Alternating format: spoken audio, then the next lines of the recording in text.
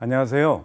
저는 법무법인 가원에서 패밀리 오피스 센터를 맡고 있는 배정식이라고 합니다. 우리는 바야흐로 100세 시대를 살고 있죠. 이 100세 시대를 살아가는 데 있어서 특히 이제 자산 관리가 굉장히 중요해지고 있습니다. 우리 자산 중에 많은 비중을 차지하고 있는 부동산에 대한 자산 관리에 대한 이야기를 오늘 해드리고자 합니다. 오늘도 이제 신탁과 관련된 이야기들을 많이 말씀을 드릴 텐데요. 과연 신탁이라는 게 어떻게 우리 부동산의 자산 관리에 의미 있게 쓰일 수 있는지 이런 중심으로 말씀을 드리고자 합니다. 최근에 제가 미국에서 나온 기사를 하나 소개를 좀 해드리고 싶습니다. 특히 이제 요즘에 키즈 인플루언서, 미국에서도 이제 키즈 인플루언서에 관한 여러 가지 기사가 지난 9월에 나왔는데요. 아이들을 통해서 우후죽순 이렇게 이제 돈벌이만 신경을 쓰고 있는 부모들의 문제, 이로 인해서 생겨나는 아이들의 학대와 무방비하게 노출되어 있는 이런 문제를 이제 꼬집은 기사입니다. 여기에 대한 대책으로 이제 미국 일리노이 주에서는 소셜 미디어로 수익을 거둔 아동들은 부모로부터 의무적으로 수익을 배당받아야 된다라는 법안이 미국에서 도입이 되었습니다. 일리노이주에 거주하고 있는 부모들은 이 법안 때문에 2024년 내년 7월부터는요, 자녀가 만약에 유튜브에 출연을 해서 수익을 내면 자녀의 기여분에 해당되는 금액을 의무적으로 신탁해서 관리해야만 하게 됩니다. 이렇게 이제 신탁된 돈은 부모가 출금하거나 아예 접근할 수도 없게 되고요. 자녀가 18세가 됐을 때만 본인이 직접 출금할 수 있도록 하는 조치가 진행되게 됩니다. 이렇게 부모로 하여금 자녀가 가지고 있는 재산의 관리권을 아예 남용하겠다, 이런 것을 차단하겠다는 거죠. 프랑스에서도 2020년에 이러한 이제 키즈 인플루언서들의 수익을 보호하자라는 이제 법안이 마련이 됐다고 합니다. 16세가 되기 전까지는 부모가 아예 출금할 수 없도록 하고 16세가 넘어가면 이제 키즈 인플루언서가 본인의 돈을 자유롭게 인출할 수 있도록 이렇게 보호하는 장치죠. 이처럼 이제 미국과 유럽에서는 이렇게 오래전부터 아역 배우들을 위한 이제 재산권 보호 조치들도 법적 조치가 마련이 되어 있습니다. 이제 이렇게 법적 조치가 마련된 배경은 일명 쿠건법이라는 이제 법이 있습니다. 1939년에 우리가 잘 알고 있는 찰리 채플린의 그 출연했던 아역 배우가 이제 제키 쿠건인데요. 이 친구가 나중에 성인이 되어서 번 수입을 부모가 아예 탕진해버렸다라고 소송을 해가지고 논란이 되었던 그런 일이 있었습니다. 이로 인해서 쿠건법이 이제 설정이 됐는데요. 아역 배우나 모델이 수익을 내게 되면 그 중에 꼭 15%는 반드시 부모가 신탁을 하여서 마음대로 그 돈을 쓰지 못하도록 조치를 해 놓은 겁니다. 그래서 우리가 잘 알고 있는 영화 1994년도에 나홀로 집에라는 영화로 세계적인 스타가 됐던 아역 배우 맥컬리 컬킨도 역시 당시에 약 2,600만 달러를 벌었다고 하는데요. 1995년에 이제 부모가 이혼하면서 재산 다툼을 벌였지만 이 쿠건법을 통해서 재산의 상당 부분을 보호받을 수 있었다고 합니다. 이 케이스에서도 신탁 이야기가 참 많이 등장을 합니다. 자, 여러분들 신탁을 어떻게 이해를 하고 계신가요? 바로 어떤 특징 때문에 미국에서도 키즈 인플루언서를 위한 이렇게 보호 조치가 왕성하고 굳건하게 지켜질 수 있을까요? 자, 신탁이라는 개념은 굉장히 간단합니다. 이처럼 재산을 가지고 있는 위탁자가 믿을 만한 사람에게 재산을 넘겨서 재산을 관리하도록 하는 재산관리 제도다, 이렇게 이해하시면 좋을 것 같습니다.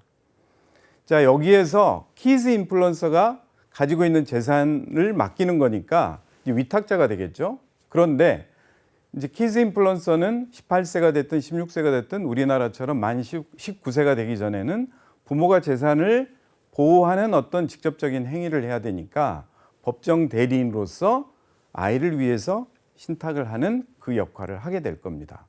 그러면 아이가 18세 혹은 16세 뭐 일정한 나이가 될 때까지는 그 재산이 그대로 지켜지는 이 조치가 이루어질 겁니다. 바로 신탁에 의해서 말입니다. 자, 그런데 신탁이 어떤 특징이 있기 때문에 바로 이렇게 재산이 지켜질 수 있을까요? 신탁은 여러 가지 특징이 있습니다만은 우리 신탁법에 의해서 그 특징이 명확하게 보호되는 4가지 성격이 있습니다. 가장 첫 번째를 꼽으라 하면 신탁 재산은 바로 독립성을 띠고 있습니다.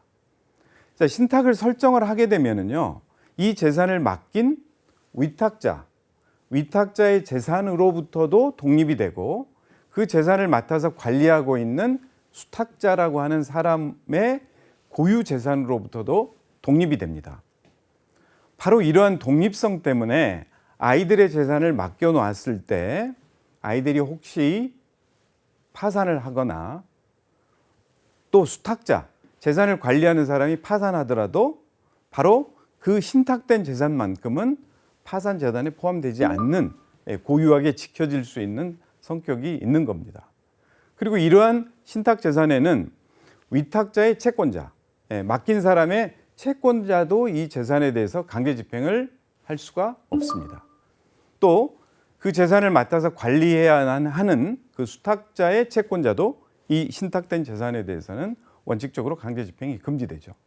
자, 우리가 이 키즈 인플루언서들의 예를 들어보면 바로 이렇게 신탁된 재산은 맡긴 사람이나 재산을 맡아서 관리하는 사람에게 어떠한 문제가 생긴다 하더라도 이 재산만큼은 안전하게 지켜줄 수 있다라는 확신을 여러분들도 느낄 수 있을 겁니다. 그런데 아직까지는 한국에서 신탁하면 어떻게 생각을 하고 계시나요? 신탁하면 여전히 이건 금융기관에 가서 뭔가 예금을 드는 하나의 상품이 아닌가 이렇게 생각하는 게 아직은 좀 현실인 것 같습니다. 그런데 신탁은 신탁법에 의해서 명확하게 맡기는 사람이 내가 원하는 목적대로 수탁자에게 재산을 맡기고 그 수탁자는 위탁자가 맡긴 재산의 관리 방법에 따라서 재산을 온전하게 관리, 보관, 처분, 운용, 개발 이런 업무를 수행하게 됩니다. 그리고 그 수행한 결과물들을 우리가 정해놓은 신탁법에서 정해놓은 수익자라고 하는 사람에게 이전해주고 그 수익자가 만약에 위탁자가 맡긴 그 재산 이후에 다음 세대의 상속인이라면 그 상속인에게까지 재산이 안전하게 이전될 수 있는 그런 안전한 재산관리 조치를 신탁이다 이렇게 이해하시면 좋을 것 같습니다. 자, 앞서 말씀드린 것처럼 신탁의 가장 큰 특징은 바로 독립성입니다. 위탁자의 재산도 수탁자의 고유 재산과도 분별되는 정확하게 독립적인 성격, 바로 이 독립적인 성격 때문에 아이를 위해서 그다음에 노후에 어떤 관리가 필요한 모든 사람들을 위해서 안전하게 지켜줄 수 있는 이 특징이 바로 신탁의 특징이다라고 이해하시면 될 것 같습니다. 자, 신탁은 앞서 설명드렸던 키즈 인플루언서들을 외에도 다양하게 재산 관리를 수행을 해낼 수가 있습니다. 예를 들자면 해외 거주자가 국내에 대한 재산 관리를 할 수 있을 때도 우리가 신탁이 매우 도움이 되겠죠. 그리고 또 장애인이나 오늘 말씀드렸던 미성년자의 경우에도 바로 재산 보호에 굉장히 도움이 될 겁니다. 심지어는 반려동물에 대한 케어 플랜, 그 다음에 주식에 대한 기업 승계 플랜, 그리고 손주들을 위한 안전한 재산 관리, 이런 증여와 상속 문제에도 신탁이 다양하게 활용이 될 수 있을 겁니다. 모든 재산의 내역들을 다 이야기할 수는 없겠죠. 근데 우리가 이제 크게 대별해서 내가 가지고 있는 재산이 금전과 부동산 2가지 정도로 우리가 나누어서 도대체 신탁이라는 게 금전에는 왜 필요한지, 부동산에는 왜 필요한지를 한번 설명드려 보도록 하겠습니다. 자, 우리가 다음 세대로 재산을 넘겨주기 위해서는 흔히 원하는 대로 유언장을 작성을 할 겁니다. 많은 사람들이 그 유지를 제대로 남겨두어야 상속 다툼 없이 진행이 될 수 있는 이런 특징 때문에 그럴 겁니다. 자, 그런데 상속 집행인 중에 어떤 자녀를 상속 집행인으로 선정을 해 두었고 그 상속 집행인이 부모님 사후에 금융기관에 가서 내 재산을 찾으려고 하면 유언장대로 집행이 되어야 될 겁니다. 물론 요즘에는 금융기관들이 어느 정도는 수용을 합니다만 문제는 이런 데 있습니다. 금융기관에 제시된 유언장이라는 게 마지막에 제시된 유언장이라는 사실을 금융기관에서는 기본적으로 알 수가 없기 때문에 그 유언장이 제시된다 하더라도 상속인들에게 원하는 대로 자금 집행이 원활치 않은 경우가 왕왕 있습니다. 이게 지금 금융기관의 현실이고요. 물론 제도적인 개선으로 유언장을 잘 보관해서 그 유언장대로 금전이 됐든 부동산이 됐든 제대로 집행될 수 있는 이런 이제 제도 개선에 대한 움직임은 있습니다. 초고령 사회인 일본 역시 이런 문제를 신탁으로 많이 풀어내고 있습니다. 상속인이 유언장을 가지고 한국이든 일본이든 금융기관에 가서 유언장을 제시를 한 거죠. 그러면 말씀드린 것처럼 이 제시된 유언장이 마지막에 작성된 유언장이라는 사실을 알지 못하기 때문에 오히려 금융기관에서는 다른 상속인들의 동의와 허가를 요청을 하게 됩니다. 이제 이런 한계 때문에 상속 집행에 있어서 굉장히 불편한 점들이 생겨난 거고, 초고령 사회 일본에서도 금융기관에서 신탁을 받아서 수탁자가 직접 그 재산을 각 상속인들에게 재산을 이전해 주는 이런 특성이 바로 금전에 있어서 유언 내용의 신탁이라고 하는 제도의 굉장히 큰 특성을 가지고 있습니다. 자, 그런데 이제 우리가 가지고 있는 재산이라는 게 금전만 가지고 있는 게 아니라 어찌 보면 대부분의 재산이 오히려 많은 분들이 큰 재산 비중이 부동산이 그 비중을 차지하고 있을 겁니다. 최근에 이제 KB금융지주에서도 경영연구소에서 그런 자료를 발표를 했습니다. 소위 이제 부자보고서라는 자료인데요. 꼭 부자보고서가 아니라 하더라도 우리가 가지고 있는 재산의 비중을 분류를 좀 해보았습니다. 그랬더니 2018년 대비해서 2021년도에 그 비중을 보았더니 우리가 전체 가지고 있는 금전 비중은 약 38%에서 39%, 그 다음에 부동산이 차지하는 비중이 2018년도에 53%에서 2022년도에 56%에서 57% 정도를 차지를 하고 있습니다. 여전히 내가 가지고 있는 재산의 가장 큰 비중을 차지하고 있는 것이 부동산이라고 할 수 있죠.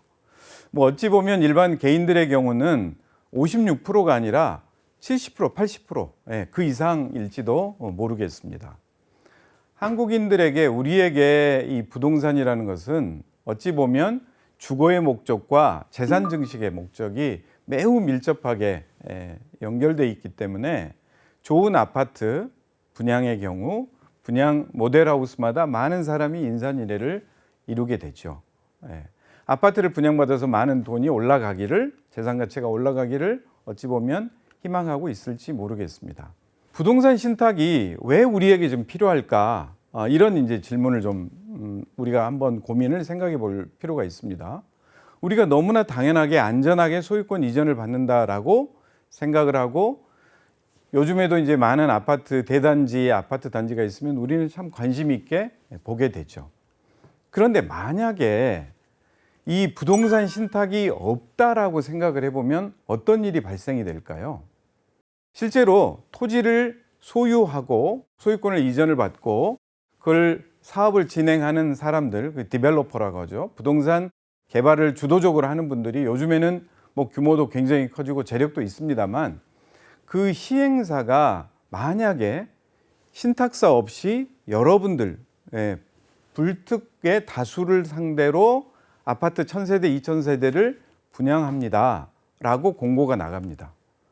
우리가 들어보지 못한 A라는 만약에 이제 시행사라고 생각을 해보죠.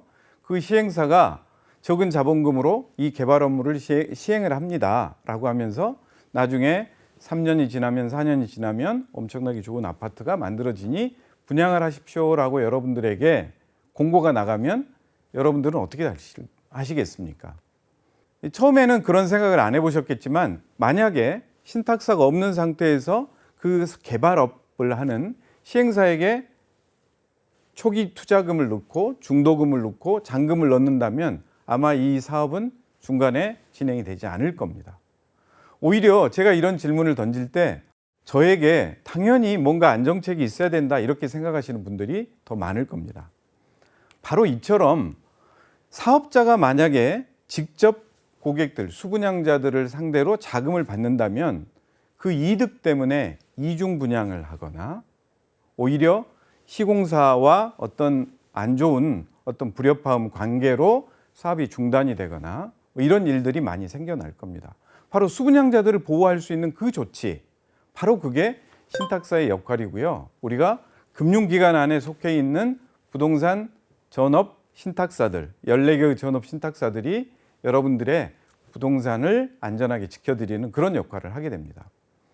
토지가 10,000평이 됐든 20,000평이 됐든 그 사업자가 부동산을 신탁을 하게 되면은요, 그 14개의 개발 전문의 신탁사들은 마치 사업주처럼 업무를 진행을 하게 됩니다.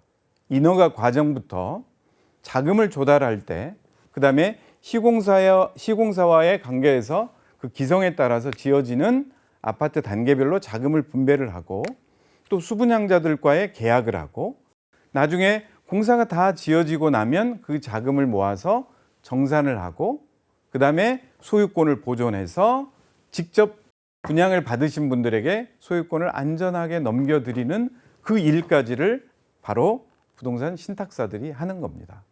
그래서 만약에 그런 중재 조정자의 역할, 그 다음에 개발 과정에서 대외적인 행정 업무를 하는 그런 신탁의 역할이 만약에 없다면 정말 끔찍한 일이 벌어질 겁니다. 이런 14개의 이제 전업 신탁사들이 금융기관으로서 개발과 금융과 그다음에 수분양자들을 위한 그런 프로세스를 안전하게 진행을 하게 되죠. 자, 여러분들이 부동산을 가지고 계시는 형태가 굉장히 다양할 겁니다. 과연 아파트, 상가, 그다음에 오피스텔, 분양받는 일 외에도 우리가 부동산에 대한 고민들은 다양한 일들이 있을 겁니다. 그 말씀을 조금 유형별로 드려볼까 합니다. 특히 이 부동산 신탁이 많이 필요한 분들은 해외에 계신 자녀분들, 그다음에 자녀를 해외에 두신 분들에게 굉장히 유의미한 제도가 될 겁니다. 제가 사례를 좀 들어보겠습니다. 국내에 부모가 거주하고 계십니다. 부모님은 이제 80대 혹은 뭐 70대 정도의 70대 후반의 부모님이십니다. 재산은 내가 주거하고 있는 아파트가 있습니다. 그리고 본인이 이제 재테크를 하셔서 다가구 주택을 가지고 계십니다. 그리고 현금 일부를 가지고 계시죠. 자녀로는 자녀가 3명이 있습니다. 큰아들, 둘째 모두 한국에 있고요. 막내는 지금 해외에 있습니다. 미국에 있다라고 가정을 해보겠습니다. 자, 그런데 이분이 원하시는 상속의 목적은 무엇냐? 아파트는 내가 사후에 살다가 매각을 해서 국내에 있는 첫째와 둘째에게 현금으로 상속을 했으면 좋겠다. 그리고 다가구 주택은 내가 해외에 있는 자녀여서 많이 도와주지를 못했기 때문에 다가구 주택은 우리 미국에 있는 우리 셋째에게 주어서 어느 정도 현금 소득을 받았으면 좋겠다. 이게 이제 이분의 뜻입니다. 자, 이렇게 큰아이와 둘째에게는 아파트를 그냥 상속해 주는 게 아니라 나중에 매각해서 현금을 줬으면 좋겠다. 이렇게 생각하는 이유는 뭘까요? 바로 이제 큰아들과 둘째는 바로 아파트를 현재도 국내에서 보유하고 있기 때문에 그렇습니다. 2분의 1씩 만약에 큰애와 둘째에게 그냥 상속을 했다라고 한다면 이 사람들은, 상속인들은 1가구 2주택이 되기 때문에 부모님은 그 부담을 덜어주기 위해서 뭔가 매각해서 현금화되는 그런 상속 방법을 선택을 하신 거죠. 만약에 이분이 이런 고민이 있었지만 아무런 준비 없이 상속이 발생했다라고 생각을 해보겠습니다.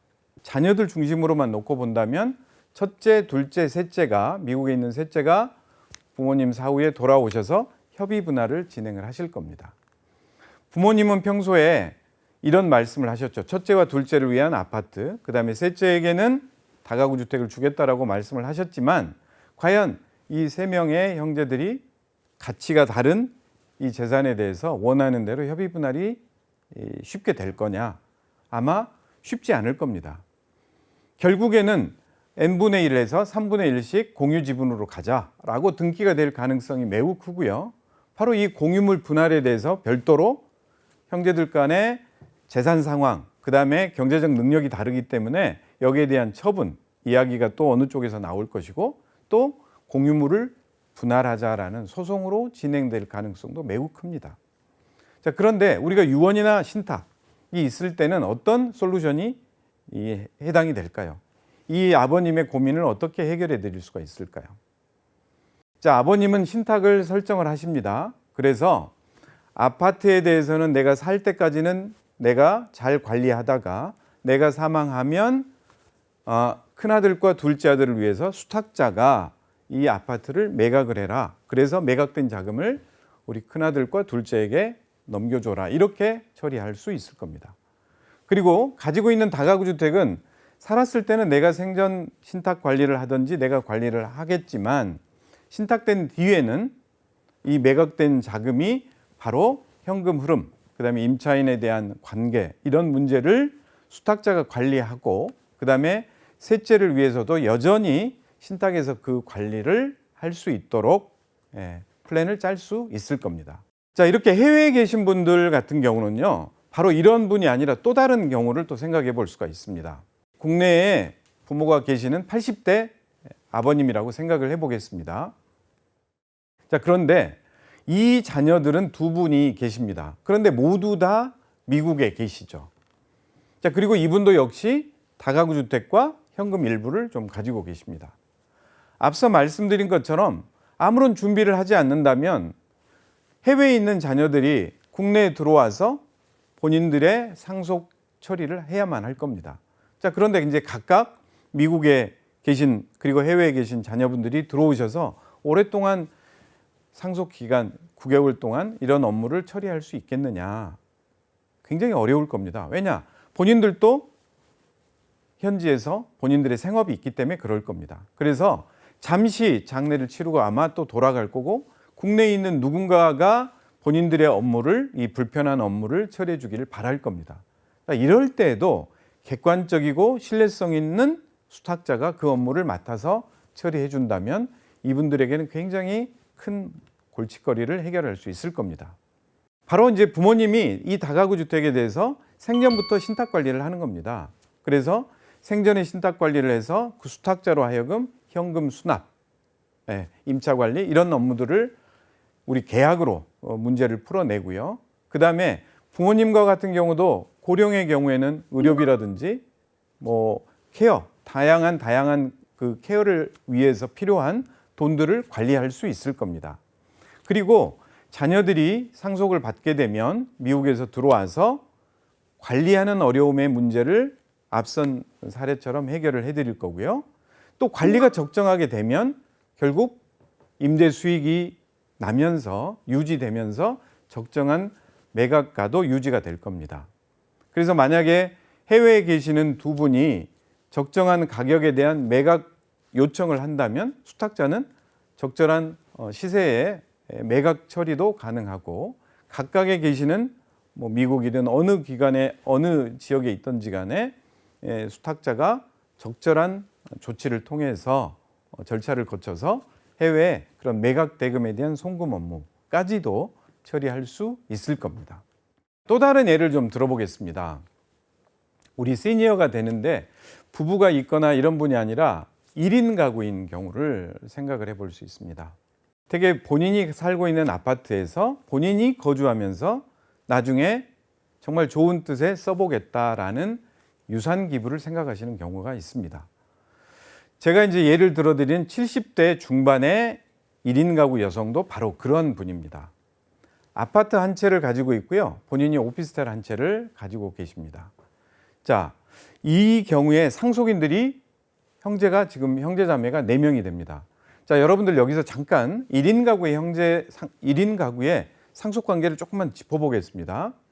우리 아무런 유언장이나 신탁을 해놓지 않게 되면 우리 법에서 정해놓은 상속관계는 1인 가구인 경우에 1순위 직계 비속과 배우자, 2순위 직계 존속과 배우자 다 근데 해당 사항이 없는 고령자인 경우에는 3순위인 형제 자매가 바로 상속인이 됩니다.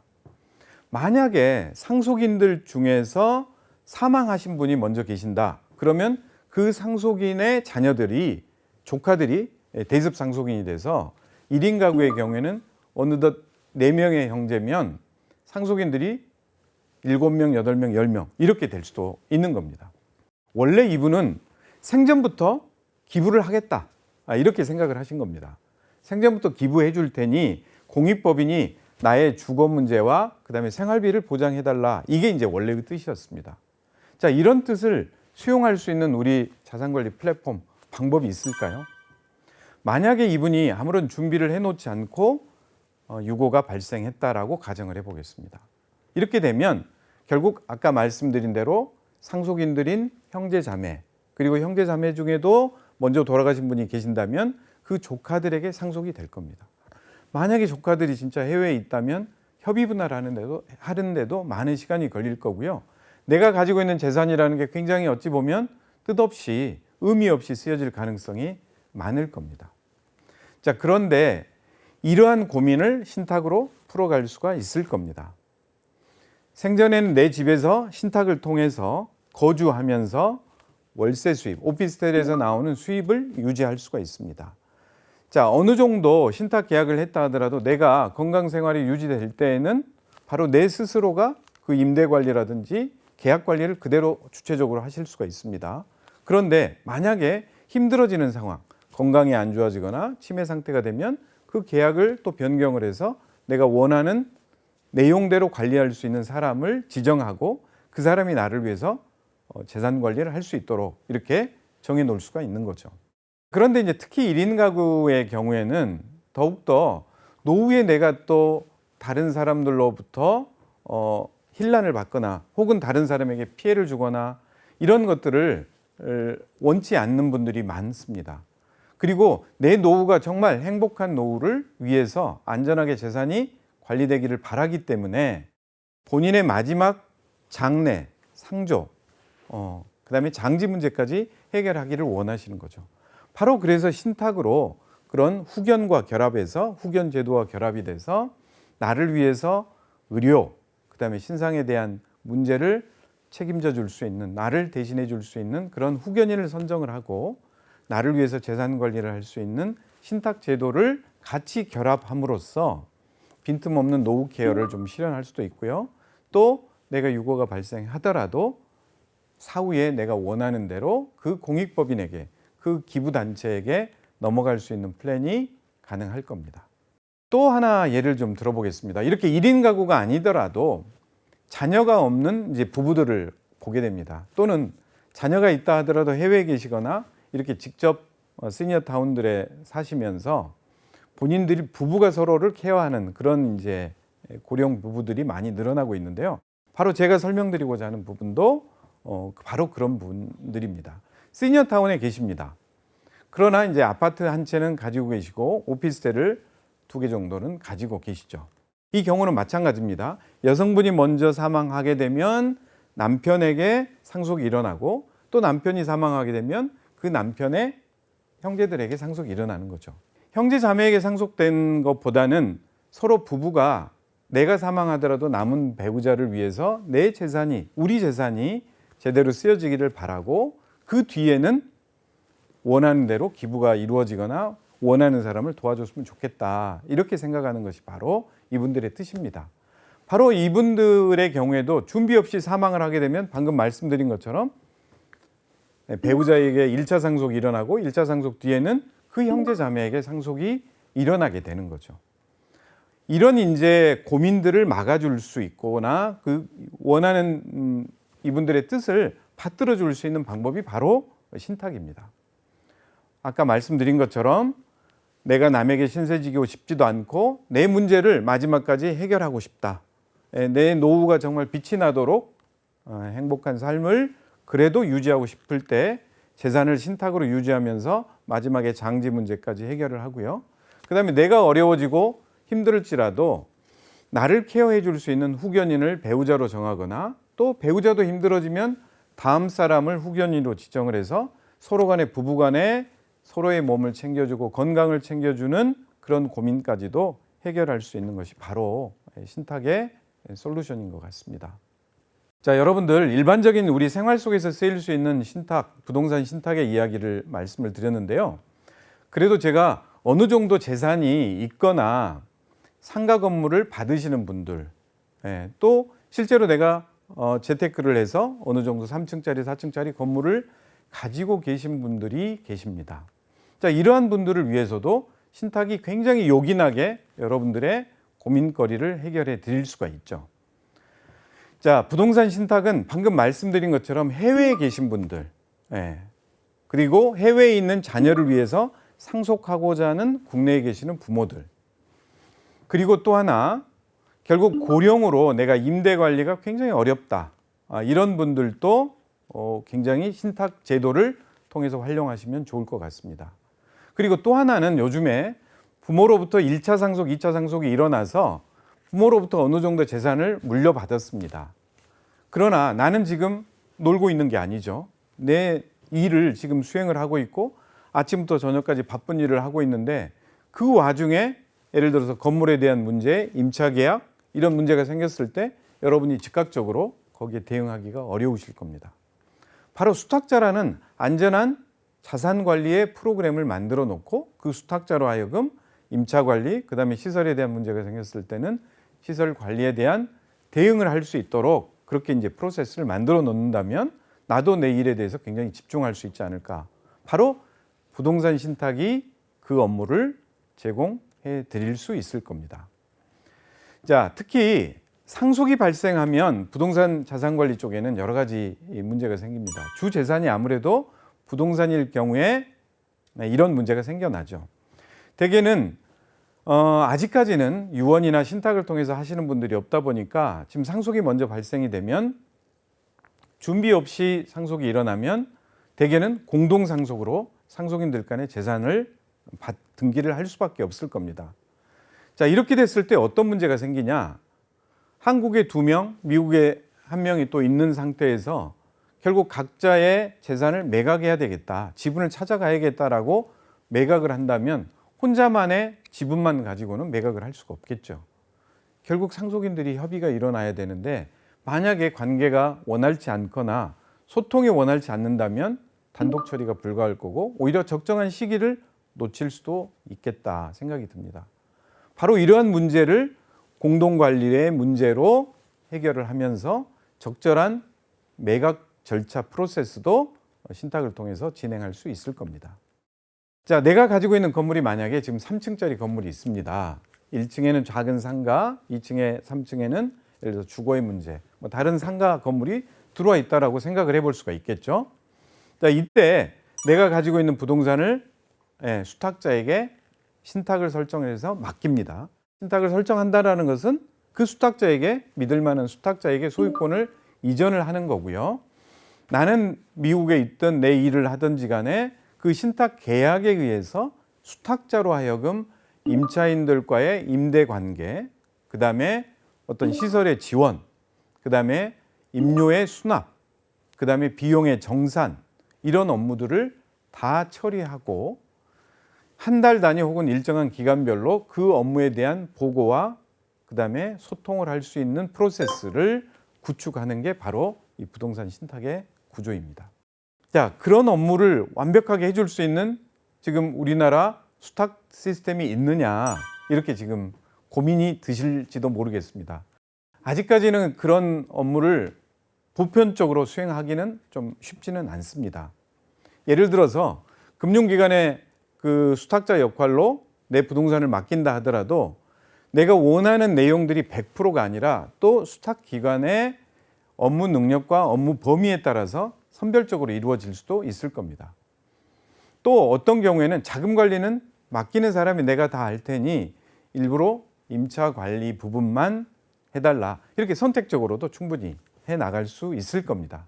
그래서 결국 재산을 맡기는 분과 그 재산을 맡아서 잘 관리하는 분들 간의 적절한 대화와 소통을 통해서 내가 원하는 부동산에 대한 관리 범위를 정해 나가시면 좋을 것 같습니다. 자, 여러분, 또 하나 제가 처분 신탁, 부동산 신탁에 있어서 처분과 관련된 부분을 꼭 좀 말씀을 제가 드리고 싶습니다. 주변에는 이제 1차 상속, 2차 상속이 많이 일어났습니다. 그리고 해외에 계신 분들이 이미 상속인들이 계세요. 저희도 해외에 계신 분들 상담을 많이 받아보는데요. 결국 어떤 문제냐? 국내에 있는 자녀들이 나중에 봤더니 재산을 증여를 많이 받았거나 아니면 임의대로 그냥 경기가 안 좋다는 핑계하에 임대료 배당이 적어진다든지 이런 것 때문에 불협화음 때문에 로펌을 찾는 경우가 꽤 있습니다. 저는 이제 이런 문제를 사전적으로 신탁이라는 문제로 해결을 좀 했으면 좋겠다 이렇게 생각이 듭니다. 자, 그런데 도저히 이제 서로 간에 관리 문제가 어려워서 이걸 매각을 하자라고 했을 때 어떻게 할 거냐. 실제로 실무적으로 이런 매각 절차를 진행을 해보면은요, 국내에 있는 아무래도 거주하시는 분들이 국내 부동산이기 때문에 매각 절차를 진행을 하실 겁니다. 그리고 그때 필요한 서류를 해외에 계신 분에게 이런 서류 저런 서류를 보내달라라고 할 때 지금 2년 동안 코로나 때문에 서류를 발급받아서 보내주기도 어려운 그런 상황이 발생이 됐고요. 또 실제 뭐 코로나 때 원활하지는 않았지만 다른 시기에도 서류를 발급받아서 보내오는 이런 번잡한 절차, 그리고 또 그 서류가 원치 않는 서류가 와서 다시 서류를 또 오고 가고 해야 되는 이런 절차를 여러분들 저는 신탁으로 꼭 해결해 보면 좋을 것 같다 생각이 듭니다. 신탁을 한다라는 것은 이 세 사람이 가지고 있는 3분의 1씩의 지분을 수탁자에게 하나의 소유권으로 모아놓는 겁니다. 자, 그러면 국내에 있는 수탁자가 그게 형제가 될 수도 있고 금융기관이 될 수도 있습니다. 그 수탁자가 하나의 명의로 매수자와 원활한 협의를 통해서 내부 간의 소통을 한다면 그런 행정 절차, 서류를 발급받고 처리하는 과정에서 생겨나는 굉장히 번잡한 절차들을 우리가 굉장히 좀 줄여볼 수 있다. 실무적으로 그런 경험을 많이 하게 되고요. 실제 상속이 많이 일어나는 경우에 해외에 계신 분들 같은 경우는 형제들 간의 그 과정에서 이런 부동산 신탁 제도를 잘 활용해 보시면 저는 좋을 것 같습니다. 부동산 신탁 부분에 대해서 조금 정리를 해보면 결국 생전에 내가 가지고 있는 재산에 대해서는 온전히 나를 위해서 쓰여지고 사후에도 나의 상속인 그리고 어떤 공익법인에게 기부를 했다 하더라도 그 공익법인에게 원하는 대로 관리 처분의 절차를 내가 원하는 대로 수행하게 할 수 있는 그런 제도가 바로 신탁 제도다. 이렇게 이해하시면 좋을 것 같습니다. 제가 이제 기본적인 신탁 부분에 대해서 사례와 유형을 가지고 말씀을 드렸는데요. 제가 한 가지만 더 여러분들에게 발달 장애인을 위한 부동산 신탁 부분에 대한 제안을 조금 말씀을 드려보고자 싶습니다. 일반적인 비장애인들을 위한 자산관리에도 이렇게 부동산 신탁이 아주 보편화되는 것은 아니지만 제가 발달 장애인들을 위한 재산관리 부분에는 주거의 문제가 들어있기 때문에 반드시 부동산 신탁 부분이 필요할 걸로 생각이 되어집니다. 실제 발달 장애인의 부모님들은 몇 가지 소원이 있습니다. 근데 그 중에 특히 주거와 관련된 우리 발달 장애인 자녀가 평생 동안 지켜져야 될 이 주거의 문제에 있어서는 약 두세 가지 정도의 원칙이 필요할 겁니다. 한 가지는 부모가 발달 장애인을 위해서 투자금을 들어갑니다. 만약에 일정 부분에 투자를 하면 이 투자금은 그 공동주택 혹은 뭐 일반 주택을 위해서 들어가는 그 투입비는 안전하게 지급 관리가 돼야 된다라는 게 첫 번째 그 모델이 필요할 거고요. 또 하나, 발달 장애인들이 살게 되는 공동주택이 있다. 그러면 이건 어느 한쪽에 치우쳐서는 안 되고 바로 객관적이고 안전한 관리할 수 있는 관리 모델이 또 필요할 겁니다. 이 두 가지 주거에 대한 모델 외에 하나 더 필요한 게 있습니다. 경도인지 장애나 발달 장애 정도가 낮은 이 사람들은 본인들의 직장을 갖고 생활을 하게 됩니다. 그러면 금융자산이 모이게 되죠. 바로 급여와 금융자산 역시도 안전하고 투명하게 관리될 수 있는 모델이 결합이 되어야만 할 겁니다. 바로 이 세 가지 정도의 금융과 부동산의 시스템이 제대로 결합이 될 때 발달 장애인이 평생 동안 본인이 원하는 지역에서 살 수 있고 혹여 본인에게 문제가 생긴다 하더라도 신상에 대한 문제를 후견의 문제로 같이 결합돼서 처리하면서 또 발달 장애인이 언젠가는 나이가 들어 사망한다 하더라도 그 사망에 대한 그 이후 프로세스까지 지켜줄 수 있다면 바로 어찌 보면 발달 장애인과 우리 사회가 원하는 부동산 자산에 대한 솔루션이 되지 않을까 이렇게 생각을 해봅니다. 네, 오늘은 신탁을 통해서 특히 부동산 신탁을 통해서 우리 생활 속에서 어떻게 우리가 삶을 안전하게 유지 관리하고 또 그다음에 우리가 같이 함께 돌보아야 될 장애인 문제, 발달 장애인들을 위한 지원 방법에 대해서도 생각을 해보게 되었습니다. 다음에 더 귀중한 말씀으로 찾아뵙도록 하겠습니다. 감사합니다.